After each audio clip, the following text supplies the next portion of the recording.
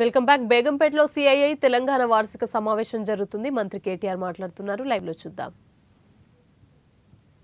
Put things in perspective. Our population in India as a state is 2.5%, but our contribution to GDP of India is 5%. So that is literally Telangana punching above its weight, double the size in fact. So that goes to show you why I call Telangana the most successful startup of independent India. Our Honorable Chief Minister, in fact, is a firm believer, Shri KCR Garu is a firm believer in getting the basics right, in getting the fundamentals right. While, it's easy to talk about emerging technologies, it's fanciful to talk about all the cool things that are happening all over the world, the hyperloops and other things of the world. It's easy, it's all nice talk, but I think a country like India, which is still a developing nation, should get its basics sorted. So therefore, when we started our journey, we went with the 3I mantra: innovation, infrastructure, inclusive growth. That's exactly what we focused on in the last 7.5 years. Now, what do I mean by innovation?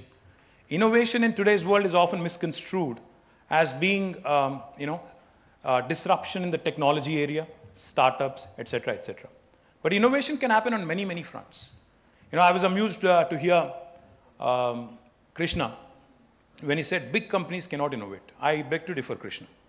In fact, even big companies, can innovate, should innovate if they have to, they want to sustain, if they want to remain around.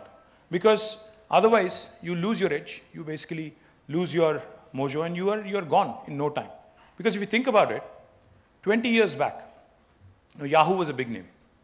Today not, and I think each of us in this room, or most of us in this room, the younger lot may not remember that, but most of us in this room had a Yahoo account. I did too. Now I don't even remember my password, because I don't use it anymore. It's lost its relevance, and now we have so many other things that have come up and so many other things that have just, eclipsed Yahoo and other behemoths of the early 2000s. That's the point I'm trying to make. Unless you reinvent yourself, unless you rediscover yourself, unless you reorient yourself to the changing times, changing demands, changing markets, any big company would not survive. The fact that GSK, the fact that all the big companies of the world still continue to be relevant in spite of the onslaught from Krishna Ella and his team means that they are doing something right. If not everything, they must be doing something right. The point I'm trying to make is invention, innovation is not confined to startups or technology alone. Even government should innovate. And that's exactly what we have done with our policy making. Mr. Bagla just spoke about how Telangana's industrial policies leagues ahead of anybody else.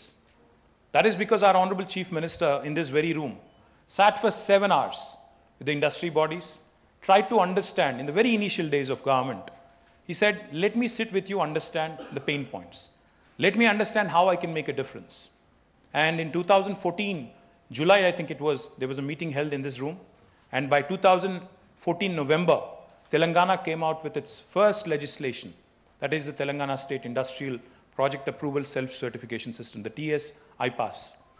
Now it's like the easy pass, that you would run into in the US. TS-IPASS has been extremely successful.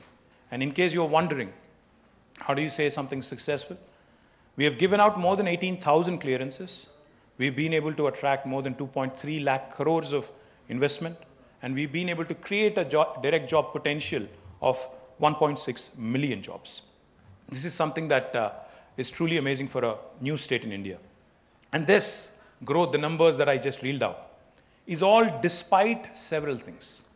It's despite the bifurcation blues, because the new state has to settle in. There are still issues to be tackled with the other state, with our brother state, or sister state, as you would like to call it. We have still some issues to settle. The bifurcation blues are still, in some areas at least, they're still there. This is despite the fact that there was demonetization, which affected all of us, which affected the growth of states, districts, countries, the entire country as such, industries also. And this despite the pandemic. 2 years of pandemic, and still Telangana, in fact, as was pointed out by Mr. Bagla, even if you look at an average, it's more than 13%. And if this same growth trajectory continues, then we would certainly be at that magical $470 billion or $500 billion, I think he was referring to. We'd be there by 2030, which is a humongous contribution to India's economy, if you ask me. Innovation was not confined to industrial clearances alone. Innovation was also brought in other spheres of life. such as municipal administration.